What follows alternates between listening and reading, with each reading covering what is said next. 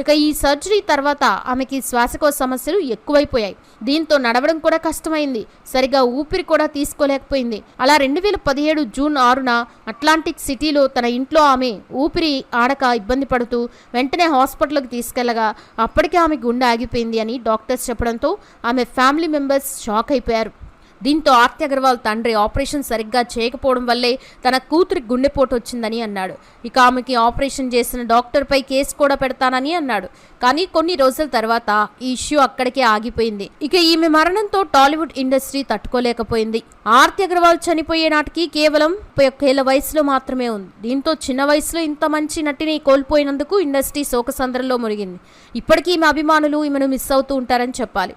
చూశారు కదా ఫ్రెండ్స్, మరి ఈ వీడియో చూశాక మీ అభిప్రాయంని, అలాగే ఆర్తి అగర్వాల్ నటించిన మూవీస్లో మీ ఫేవరెట్ ఏదో కూడా కామెంట్స్ రూపంలో చెప్పండి. మరిన్ని ఇంట్రెస్టింగ్ వీడియోస్ కోసం ఛానల్ని సబ్స్క్రైబ్ చేసుకోండి. Thanks for